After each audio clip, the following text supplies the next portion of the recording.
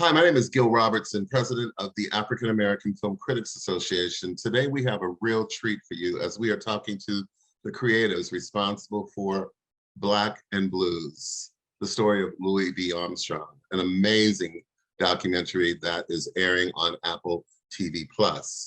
We're going to kick things off by introducing you to the AAFCA members who are on the call today, starting with today's facilitator, Rhonda Rasha Penrice in Atlanta, Janine Coveney in Philadelphia. And Janine, where are you? In Virginia Beach. In Virginia Beach, Virginia. Carolyn Hines in Toronto. Janita Davis, newly moved to Denver, Colorado. Dana Abercrombie in New York, New York. Mr. Ray Cornelius in Atlanta, Georgia. And Karan Lemois in Charlottesville, Virginia. And let's not forget about Mr. Al McGee in South Florida. I'm going to let you folks do what you do so well, and I will see you on the other side. Do you think you've lost by being born Black in a white country? No, I don't look at it that way. The greatest influence in jazz of all time, Louis Armstrong. Old empty bed. Jazz almost stems from Louis Armstrong. Wished I was dead. What did I do? Anybody who has uttered a sound on American radio, So black and blue. it's because of Louis Armstrong's innovations. He never would come out publicly, but at home he had his opinions. I've heard recordings of Pops just talking. He understood there was a battle in this country. I don't have no flag other than a black flag. That's right. There's a rumor that you invented scat singing. It came to me just like that. To be Black in those days, the discrimination was unbelievable. His own inner dignity was able to make him prevail over all these awful conditions he worked with. What did I do?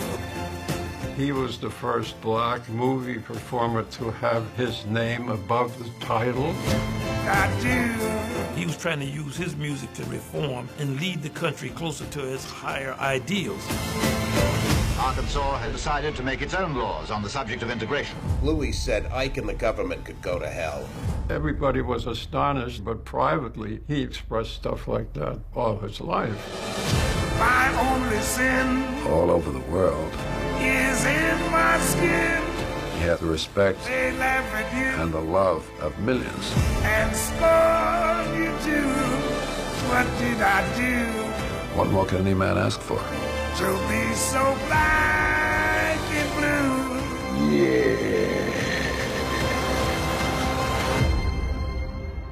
I was so pleasantly surprised at this beautiful documentary. This felt like his love letter to us. And even though he passed before I was born, I was really inspired by how connected he was and grounded with the community and the civil rights movement. He was a man of few words, but when he spoke, it was profound.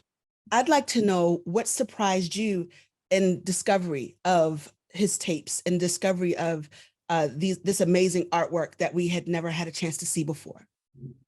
Well, growing up Black and loving Public Enemy when I did, what I thought I knew of Mr. Armstrong was contrary to who he really is or who he was. I mean, I thought that he was Uncle Tom. I thought all kinds of crazy things that it's third and fourth hand information that doesn't really make sense once you learn who he really was. And you think about where we are today in popular culture, where you have recording artists who tell you how much money they have, how rich they are, want to get into politics that they don't understand, and you want to call Louis Armstrong and Uncle Tom. I think there's an artist today who's much it's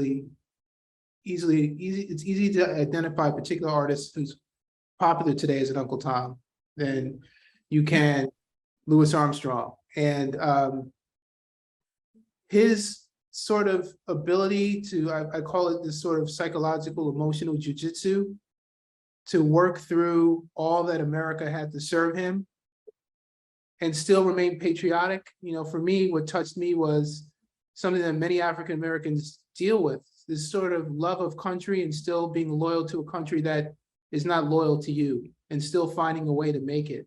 And when I learned all these things about him, I was totally floored, especially since it was completely contrary to who I thought he was in my youth. And when you hear, you know, Miles Davis, who you always heard of, Miles Davis thought he was a sellout. And then Miles Davis says, well, the guy that you know, Louis Armstrong, who's cracking those jokes and having those facial expressions, he's doing that with his friends. So is he an Uncle Tom? And then when you hear Armstrong himself ask, when have I ever effing Uncle Tom?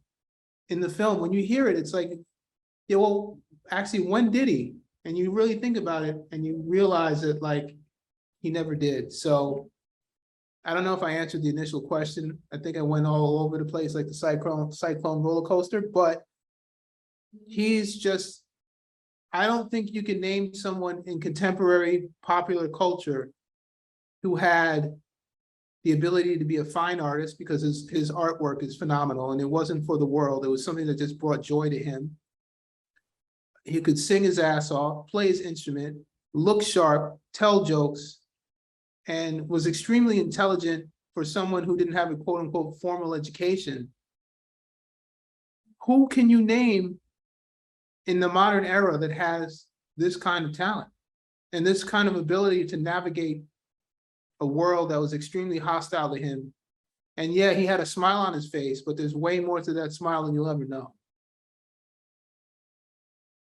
I think I can, I'll go next if it's okay, but I think Sasha just really summed it up beautifully. And the only thing I can possibly add to that is that Louis, while he was very much alive and beginning roughly in about 1955, started making these audio tapes, which really became like a daily diary almost of places he'd been, conversations he was having with people, sometimes at his house, sometimes backstage.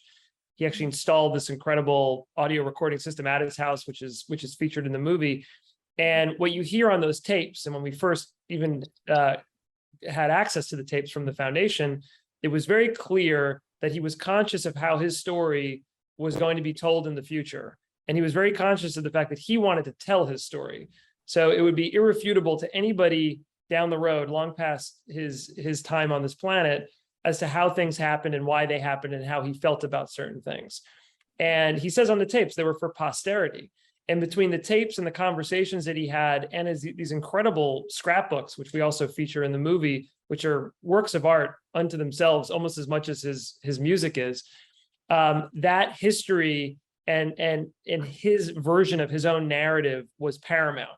And that became abundantly clear, not to speak for Sasha and Jason and Julie, who are really on the front end of the editing of this movie. But our guiding principle was always, well, let's let Louis tell his own story.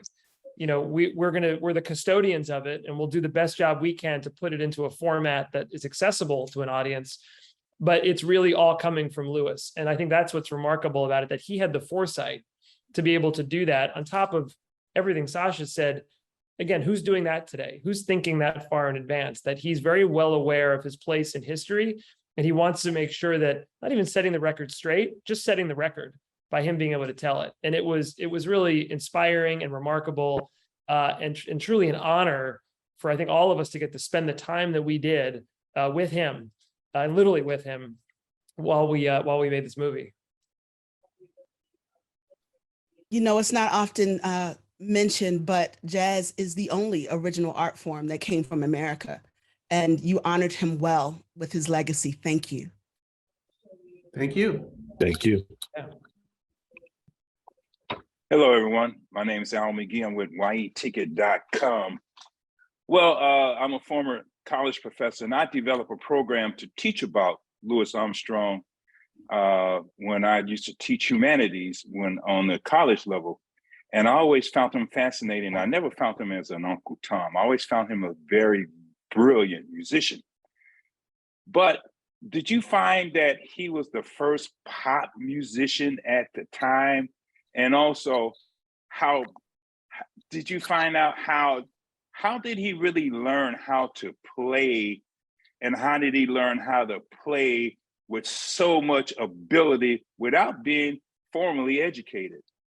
You know, I would kind of consider him the first pop artist. You know, he was the first, you know, global superstar on an international level who touched all people in all countries through his travels, you know, through the fan base that he was able to create. You know, as far, you know, from what I gathered from just all the recordings and from the history that we dug into, you know, his training was just basically just through doing it. You know, he first was at the Waifs Home for Boys, where he got his initial training from Peter Davis. But then he was on the steamships, and he would go back and forth on steamships. He got other training. And then he also went into New York, where he got trained with Fletcher Henderson. Then he was in Chicago. And so he's into all these different places, and he has all these different mentors teaching him all these different techniques. But then also, he's also bringing his own spirit. He's also bringing his own kind of, you know, his own kind of thing to playing that nobody else could kind of duplicate at the time, right? He brought his own swing to it. He brought his own flavor, if you will. So it's really interesting. And, you know, I worked with Sasha on a doc about Rick James before this one. And I saw the similarities and the parallels between Rick and Louis, where it's a kind of amalgamation of all these prior influences with the mix of whatever is in your own soul and personality and humanity, and all mixed in. So when you mix it all in, you have this kind of beautiful synthesis of just creativity and art, right? And that's what really you know, came through with Louis. You know, and to speak to being a pop star, not only was he a worldwide musician, as you guys well know, I mean, he was a movie star, right? He was in all these films that people just weren't in, that Black entertainers were not in. You know, he did over, you know, 20 some odd movies. And even though there were smaller roles, you always, you know, I think movie producers, movie makers always wanted to make sure they had a little bit of Louis Armstrong in their films to give it that pop, to give it that kind of flavor again, to give it that spirit, that Louis spirit. So that was all fascinating and all stuff that I wasn't aware of about Louis. I would almost argue that he was classically trained, because I had a friend in elementary school who went to Juilliard every Saturday, and they taught them first to learn by ear, not by reading notes, by ear. That was the first way at Juilliard you learned music, and that's exactly how Louis learned, by ear. He had to later learn to read music, but because he was learning by ear, everything was intuitive for him, right? He sort of like wasn't bound by the boundaries of teaching, right? This is how you do it, and this is how you do it correctly. And so he had much more freedom, I think, than a classically trained musician. And what he had was tremendous mentors and people who wanted to play with him, and a lot of support. So I think in essence, that is classically trained. I also think, just to draw a comparison to what Sasha was saying earlier about, you know, some of the hip hop artists that we all grew up listening to, you know, Louis was also sampling, you know, very much what he heard, which, you know, wasn't a term that was used back then, but like Julie was saying, you know, he could play by ear. He had a gift that he could literally hear something and he could play it. And, you know, the trumpet, even as an instrument, didn't exist in its current form when he first started playing. He learned on a cornet, which had come out of marching band music. And jazz, or what later became, you know, known as jazz, was a true form of as someone just said on this call, I think it was Janine, about musical expression, a true American art form. You know, there was nothing that had been played before that really directly informed jazz. It was the music that he was hearing in New Orleans. It was the music that was coming through the streets on the marching bands. It was music that was coming from Africa and from the slaves that had moved there. It was music that was coming up from the Caribbean in this this gumbo of New Orleans at the time. When we went over to the archive for the very first time, there's the lead archivist at the Louis Armstrong Foundation is a gentleman named Ricky Riccardi. And he played a very early recorded run that Louis did on the trumpet. I don't remember what song it was. And then he plays a Caruso record, opera aria from about 10 years prior to when Louis had made that record. And it's uncanny to hear the similarities. And so Ricky purports, you can't totally prove this, that he must have heard this record, or he must have heard versions of this coming from some of the places where he was at that time. And then he added his own twist to it. And that's really what I think made him a true original. And there's a line in the movie, I think, Jason, it's Artie Shaw, if I'm not mistaken, but he says, there's no record of music that came before him that could have possibly informed the way that he ended up playing. So when you talk about why he's a genius, it's because he's playing stuff that there was no recorded or memory record of prior. It was completely original, which is what makes him just truly unbelievable. And it's hard to even compare him to other musical artists because he was doing something that nothing existed before. Hi, I'm Janine Coveney with the Words on Flicks show podcast. I'm also a jazz journalist. And it's interesting, it was Karen that said about the jazz. Sorry, yeah, no, I said Karen, apologies. No, but I totally agree with her. And I just put that same idea in my script for the Jazz Music Awards that we just held Saturday night in Atlanta. But Sasha, you've been a music journalist as well. You're a writer as well as a filmmaker. And I know that your background, you've covered a lot of hip hop culture. And Justin just mentioned hip hop culture in this context. And we know that jazz is a direct antecedent of hip hop. So what attracted you to this story of Louis Armstrong, and what should the current hip hop generation learn from Louis Armstrong?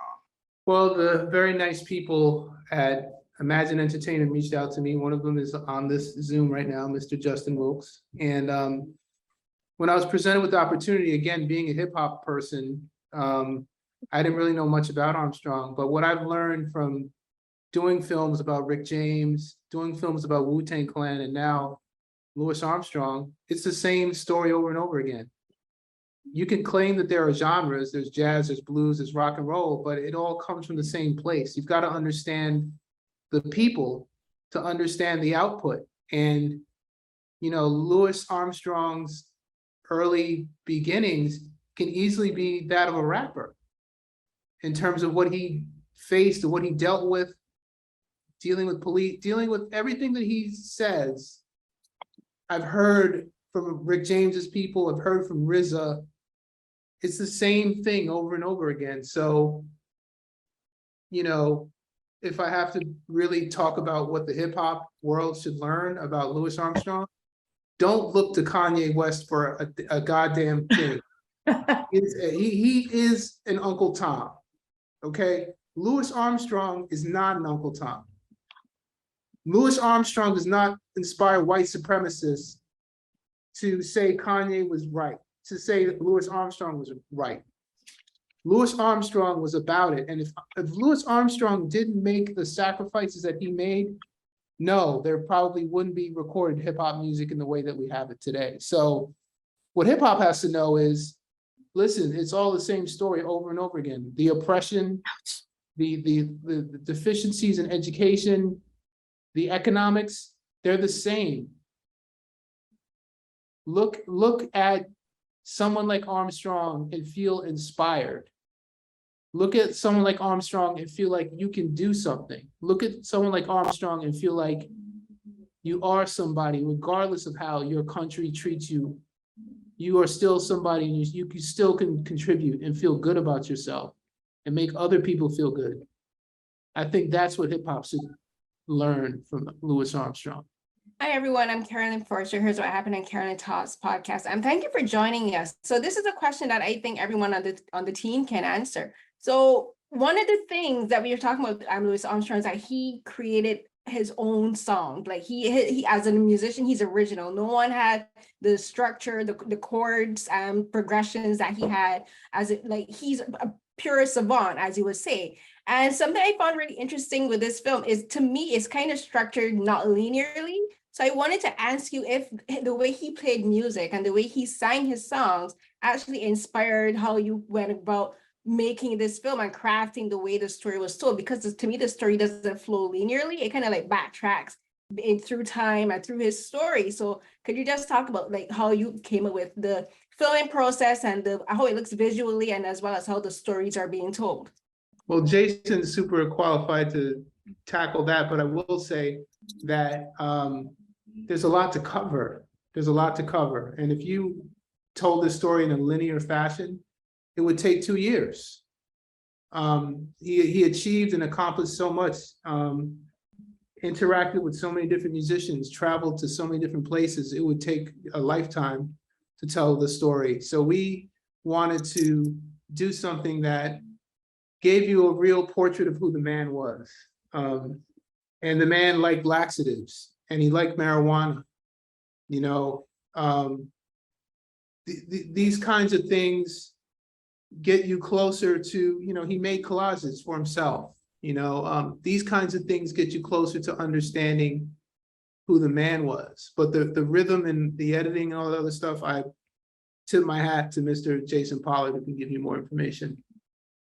I mean, the actual structure was you know, planned out with the help of Sasha, Julie, and Justin, where, you know, at first we assembled Lewis's entire life, and then, you know, Sasha and Julie actually we all had a conversation, and we talked about, well, what would happen if we switched it up a little bit? What would happen if we started with different places, you know, start times in his life, and, as you said, go to different points in his life. So that kind of influenced the structure of the pods. And in terms of rhythmically, I mean, honestly, it was the rhythm of his voice and the rhythm and the way he told stories. You know, Lewis really has a distinct way of speaking and talking, and his storytelling ability is, you know, next to none. So, you know, in terms of just telling stories, it's just basically falling into the editorial rhythm of the way Lewis tells the story, the way he plays his music. So if we think, you know, if you think about Black and Blue, you know, slow song, but we kind of put in his voice and other voices speaking about him. Or if there's a faster song like the barbecue song, which I can't remember the full name right now.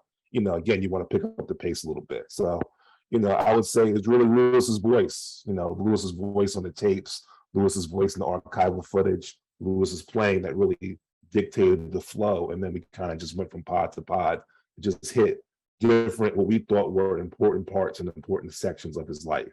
As Sasha said, I mean, there's a lot left on the cutting room floor. If we try to tell all of his life, it would be a 10-part series, an interesting one, but a very long one. So that's what influenced the style. Mm-hmm. Hi, I'm Nancy Green with Film Critique. And I was really curious about how he kept track of his life. And he wanted to make sure that whatever was written about him or put down in history was from his perspective. So I wanted to know how you went about kind of putting those things together, other people's perceptions of him and experiences versus how much material you were going to use from his own writings. I mean, pretty much we organized it by sections of his life. I mean, Lewis, we found the first half of his life, Lewis told the most times, right? A number of times, Lewis would tell the story, the origin story from New Orleans to about the mid-40s, mid-50s, right? He said that a number of different times. So that was kind of easy to put in.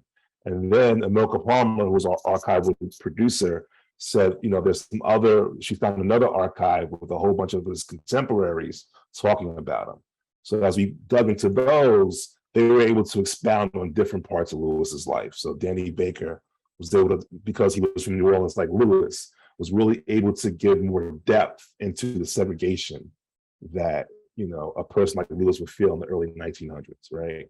Or what a musician like Lewis would feel coming back to New Orleans, which we discussed, and other musicians who played with Lewis at that time, and so on and so forth, right?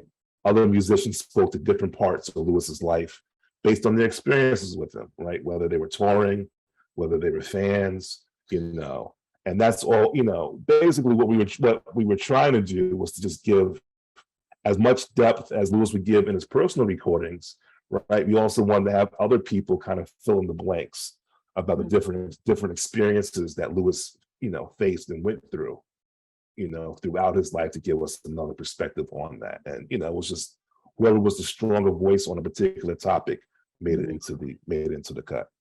And I also think, Jason, that the decision Sasha stuck by this all the way is not to have any talking head academics, not to have anyone who really wasn't with Louis on the ground, experiencing what he was experiencing, with the exception of Ricky Riccardi, who is the scholar, and it really qualified to speak about Louis. And then Wynton Marsalis, who's the president of the foundation, but also from New Orleans. And we feel very qualified to speak about Louis's playing and his talent. So other than that, we really wanted to make sure the film was coming from the heart of each person. So all of those oral histories are musicians talking about playing with Louis, being on the road with Louis, performing with Louis, what a hard worker he was, how he ran them ragged, the tough things they had to face on the road. So I think that these additions and the decision to stay away from the academics and to stay inside of Louis's life makes it extremely authentic and powerful. It was about striking a balance. I mean, he was very vigilant when it came to his press. I mean, I don't know how many people were collecting press clippings back in the 30s, you know, and putting books together. I think he's pretty early on that. So he was fascinated with how he was covered, because I'm sure there weren't many Black people who were getting that kind of coverage anyway. And when you read some of the coverage, it's like straight up rape, people calling him a monkey, like just crazy stuff that you just wouldn't believe. So I'm sure things like that fueled his desire to want to have some kind of control or say so in the way that his story was being told. And I'm assuming that he knew that one day things would get better. And so, like a really industrious squirrel, he gathered all of his materials in a way that, you know, I tell people that I really believe that he is the co-director of this film, because with all the materials that he left behind and all the people who spoke about him, I mean, you couldn't get better access to better materials to tell a better story. Now, Abercrombie, the coalition. The documentary opens up with what I say carries a lot of weight in regards to him not going out there and protesting in the way that others want him to protest. My question is, one of the biggest, for me, I always felt was the biggest protest song was Black and Blue, and of course, Go Down Moses.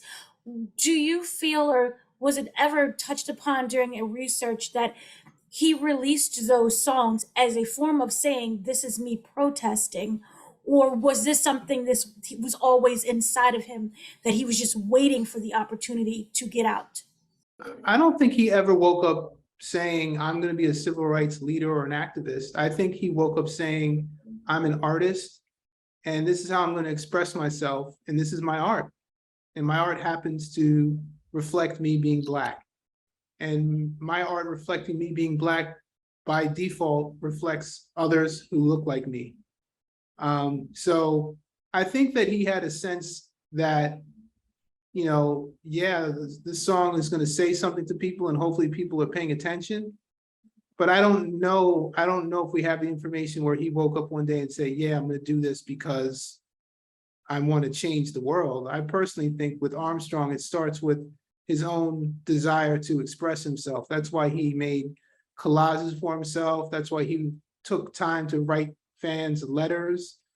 You know, the process of being creative was important to his survival, I think. That's what kept him going. There's a great line in the film toward the end in that Ossie Davis archive, which I think for all of us, when we first saw that, when our archivist uncovered it, I think it was that aha moment of this is the thesis of the movie. It's kind of unbelievable. But he refers to, you know, Louis keeping his manhood and his horn. And I just thought that's a very poetic way of describing what Sasha just said, where, you know, he was not outwardly an activist. He was not outwardly someone who was going on the front lines. In fact, he says at one point in the movie that he was always afraid that if he did march, he could get hit in the chops and it could end his career. But where he was able to express himself was through his instrument. And you know, to Sasha and Jason's credit, to start the movie with that particular rendition of Black and Blue, which was from, if I'm not mistaken, it's a BBC archive. But Julie, you might remember where it was recorded. I don't know if it was in London or somewhere else. I want to say it was Germany, but I'm not sure. It's just so in your face. I mean, literally in your face. The horn is in your face. His mouth is in your face. The way that they filmed that really just captures that, I think, that sentiment of where he kept his manhood and where he kept his feelings and how he was able to put them out there. Like Sasha said, in a way where to some listening to it, it's entertaining and it's a great song. And then to others, they're hearing exactly the message behind those lyrics and the message behind those notes that he's playing and the way that he's playing it and the emotion behind that. Hi, I'm Jonita Davis for Detour XP and the Black Cape. I want to go back to the editing and kind of piggyback off of Nancy's question. I know when you get these big research projects and you find all this great stuff, all these great stories, and you talked about all these stories you found. I think Julie said something about everybody had their own stories about him. Some stuff had to be cut, or a lot of stuff had to be cut, probably in your case. But I want to know if there's anything from each of you that you had to cut away that really kind of you had to debate on, or was there anything you had to really discuss very hard, or any kind of favorite stories of yours personally for each of you that had to go on the cutting room floor? Armstrong was an ambassador, the jazz ambassador, right? He went around the world making people smile with his music. And there were times when he might have inadvertently been a pawn of the United States in terms of what the agenda might have been on behalf of the United States. And that in and of itself is a very complex network of ideas and facts that you can't touch on lightly. I mean, there's probably a whole film in it. So that would have been something that would have been great, but we don't have the space. I mean, there are some critics who have said, how dare you all try to fit in what you fit in the amount of time you had. Like, he's Armstrong, he deserves 8 episodes. And the answer is sure. So, just like you do with chitlins, you work with what you got to make something good. And so I think based on the amount of time we had, we tried to be as effective as possible to help people understand who the man was. But, there are things, there's always a hidden hand. And as we know from the film, he was very patriotic and was proud to be an American. But I think later in life, when he figured certain things out, he felt duped in many ways. And that's a lot to unpack. And we certainly didn't have the time to do that. And I think when we started the film, we approached it in terms of themes, almost like if you could picture a word cloud, like what are the most important themes? And the larger ones were racism, patriotism, music, obviously, and then there were smaller themes. And so I think we felt like we had accomplished what we wanted as long as we got the bigger themes in. And there were many other directions we could have gone in, but we stayed kind of true to the message of the film, which is these sides of Lewis that we found the most fascinating, the least talked about, the least well-known, and a lot of music that was not well-known, particularly in the early music. So by laying out, it was a very interesting first conversation, just laying out these themes and writing them down and looking at them was a really good guide for us in the end. I was going to say 2 parts that I missed. I mean, Sasha alluded to it, is Lewis's visit to the Congo during the time of Patrice Lumumba's assassination, which is a fascinating story. He's really in the heart of that during the Congo Revolution. So it's always, as Sasha said it as well, it was a very tricky story to tell. And I don't think we had enough time to tell it, but if you have some time, definitely research that, his role in the Congo during that time. Where he was sent by the State Department to play there. Right, as an ambassador, which then fits into his eventual protest about the treatment of the students in Little Rock. So very interesting section. And then the second section is, I just forgot it, is, I literally just had it in my head, I just forgot it. So I'll just say Lewis in the Congo. And I was just going to add that you we've all worked on music projects before or projects about notable individuals, and there's a tendency for people to want to say, oh, it's the definitive version of this person's life, right? It's the definitive film about this person. And I think this is a person and a story that defies being called definitive in any regard. It's so expansive. We could have made probably 4 or 5 different versions of this movie, and hopefully others will. I think this is a film that at its best, celebrates all the themes that Sasha really was able to zero in on, and perhaps parts of his life that aren't as well known. And then hopefully down the road, others could tell, additional stories about him, because it's so worthy to be able to do a deep dive on so many different aspects of him. Jason, was your thought, they say I look like God? They Say I Look Like God's another one. Yeah, Lewis does a beautiful rendition of that song in a play that was written that only was performed once. We try to look for, some tapes from that play, but it's a gorgeous song, and it goes back to what somebody else had said, where it's not a protest song specifically, right? But you can take it as that, as such, right? When Louis Armstrong saying, they say I look like God, but it's a powerful statement that one can take in a number of different ways. And one of the pieces to that story is that when they first wrote the song, they expected him to sing it as if it were a typical, more upbeat, conventional Louis Armstrong song. And when he sat down and started to record it, they were really surprised that was the direction he took with that song, is to make it very heartfelt and soulful and not a upbeat throwaway song.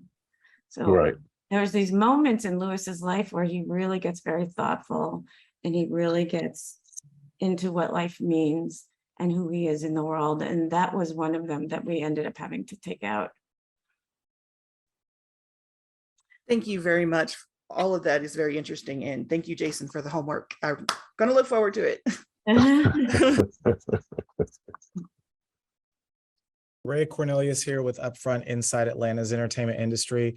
And like Janine, I also worked on the inaugural Jazz Music Awards that took place here in Atlanta over the weekend.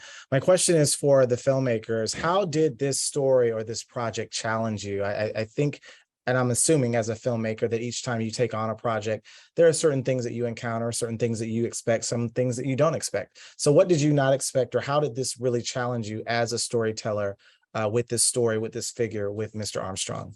Well, for me, the only challenge was my early perception of who he was. I mean, I have a journalism background, and for me, some of the best stories I ever wrote were about people I knew very little about or weren't very interested in. I remember writing a story about Bone Thugs-n-Harmony before I did one of the first major stories on Bone Thugs-n-Harmony, and I knew nothing about Cleveland or anything about them, and I was somewhat disinterested. But when I got with them and spent time with them, I learned a lot, and I felt I wrote one of my better pieces. But for me, I look at this as journalism. So with journalism, there's always a curve. There's always things that get thrown at you that you just have to adjust, and it's a part of the process. I mean, it's a little different in that you're dealing with archival, you're dealing with someone who's no longer here. So a lot of the pieces are already there. So there's not like someone who's refusing an interview or being difficult or, causing challenges. So outside of the surprises of learning about who he was and my own sort of disability and thinking that he was one way and learning that he was completely different. I think, this is something to what Justin had mentioned. I think another challenge editorially was, I remember Justin asking me, well, is there a main interview, a master interview of Louis telling his whole life from beginning to end? And there never really was, and that's usually when you put these pieces together about music artists, you really like that one main interview to kind of work off of, right? Because at the end of the person's life, they go through the whole life and they say the highlights, and that kind of leads you into different sections. And Louis wasn't that way. Like I said, he pretty much covered the first half of his life pretty well in a number of different times. But after his popularity grew, I think he became a little bit more insular. And that's where we had to go to the thousands and thousands of personal recordings. So that was tough, trying to go through all that footage and figure out, okay, these are the pieces that we want. These are the themes that we want to highlight. These are the emotions we want to highlight. You know, these are the places we want to go. And it was, you know, it was very difficult to go through all that stuff and pull out the jewels. So, you know, not only did we go through the recordings, but we went through the writings as well. And that's where Nas comes in, you know, with reading the writings, because actually in his writings, it felt a little bit more clearer where he wanted, what he felt about certain aspects of his journey. So, I mean, that was super challenging. You know, the thing I discovered is that, you know, as we've been saying throughout, is that everybody protests in a different way. You know, when I first started, you know, putting stuff together, I think I asked my dad, was Louis Armstrong kind of a, you know, a person who would just protest in the background and would kind of just, you know, he put one face out to the people and do his thing, you know, kind of in the background. And that wasn't him. That wasn't him. He had his own particular way of protesting injustice that was, you know, really particular and special to Louis. And the challenge was bringing that out, whether it be through song, whether it be through recordings, whether it be through writings, whether it be through collage. That was really the challenge of bringing that out, of who this guy was and how he, you know, fought for justice and equality. And I would just say the sheer volume of the archive available to us was what made this logistically incredibly challenging. And it's not like the archive was just sitting ready to be edited. You know, it wasn't like it was all transferred and digitized and restored. You know, there was the archive that the foundation had, which was most of his audio recordings. A lot of it was what we use, like Jason was saying, as his sort of hero interviews, and the scrapbooks and the letters and the photography. Some of it was just in shoeboxes, and the audio for the most part was on reel-to-reel tape. So it took almost 2 years just to digitize, restore, and then transcribe all of that audio, just to be able to start even listening to it, just to get a sense of what was there. Outside of Ricky Riccardi, the archivist from the foundation, no human being alive had listened to all of what was on those tapes prior to Jason and Julie and Sasha and the team. And then the other piece of it is all the other archive that's just out there in the world. You know, he was the most famous person in the world, literally, for a good chunk of his life. Certainly one of the most photographed, one of the most recorded. Everywhere he went, there was newsreel footage. There were these interviews that Jason was talking about. Some of it was on film, some of it was audio. And because there hadn't been, as I was saying before, the definitive Louis Armstrong film, none of that archive had been accessed. So even just finding out where it is, there's a great story that Julie and the archival team was really on the front end of, but we early on found out that at Rutgers, which has a pretty remarkable jazz archive, which they're kind of known for their jazz archive, there were these just film canisters, literally film cans labeled Louis Armstrong, 1969, Louis Armstrong, 1970, 16 millimeter cans. But because it was the middle of COVID and the school was closed, it was like a Herculean effort just to get someone to go there, permission to get back on campus, and then just photograph the film cans just so we could see them and see, oh my God, there's something there, but we don't even know what's on there. And then it took so many more months just to extract them from the archive, bring them to a place in New York where they could actually be fully digitized and then eventually restored. And we found some unbelievable, never before seen footage, you know, through that. And that same story kind of happened with an archive in London, an archive at Yale. There's an incredible jazz archive. So all that material was coming in literally over about a 2-3 year period as the team was starting to cut the movie. And that archive, as Jason was just describing, really informed how we could tell the story. Even once we sort of gravitated toward the themes, what archive could then reinforce that? I've done a lot of archival docs before. I know this team has too. I've never worked on a film with this many assets before. I don't think anybody has, frankly, just in terms of like how many individual pieces of bespoke archive went into each frame of this movie. And the thing about the film we found at Rutgers is it was decaying. And when film starts to decay, it's an irreversible process. It's just going to go.